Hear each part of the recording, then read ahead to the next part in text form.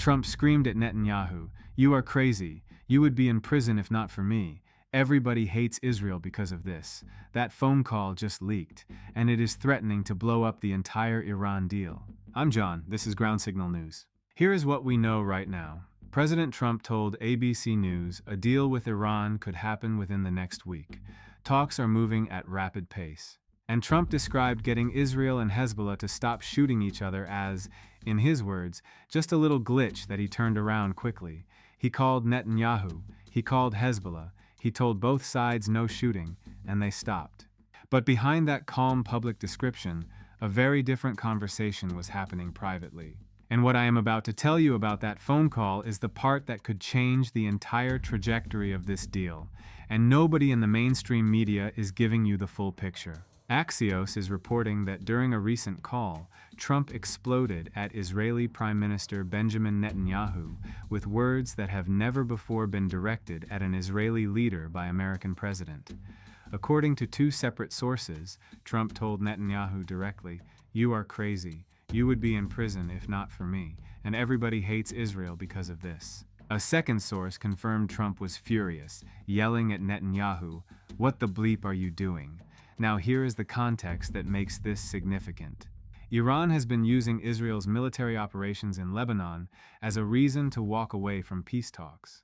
Every Israeli strike on Hezbollah gives Iran an excuse to pause negotiations. Trump is watching a deal worth billions in economic relief, and the opening of the Strait of Hormuz get jeopardized by an ally's military campaign in Lebanon.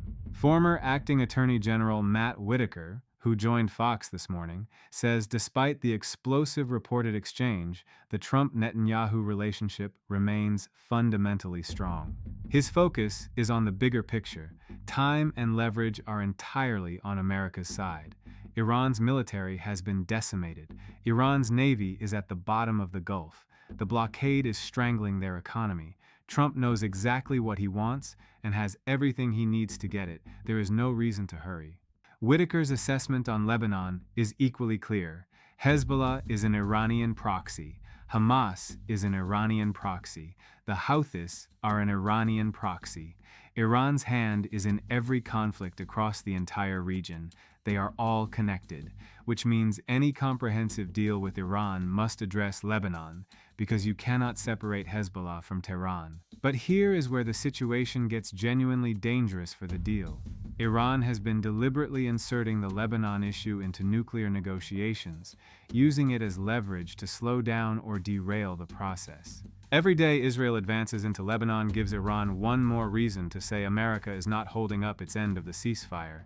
It is a calculated strategy to buy time and shift blame. And here is what I mentioned at the start that changes everything about this situation.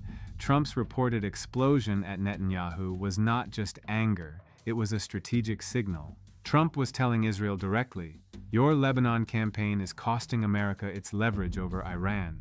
Pull back or you risk the entire deal collapsing." Trump then publicly confirmed he spoke to both Netanyahu and Hezbollah and got the shooting stopped.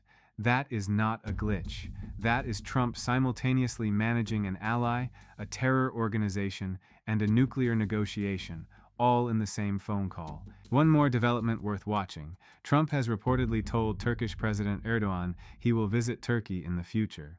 Matt Whitaker says Trump's personal engagement with NATO allies, combined with the 5% defense spending commitment secured last year, is pushing European nations to finally take over conventional defense of their own continent. That frees America to focus its military power where it matters most right now, the Middle East and the Indo-Pacific. The Iran deal is 1 week away, according to Trump himself. The Netanyahu blow-up is real. And the Lebanon question is the last obstacle standing between America and the most significant Middle East agreement in decades. Stay with Ground Signal News. I'm John. If this breakdown was valuable, hit follow right now. New global intelligence every single day.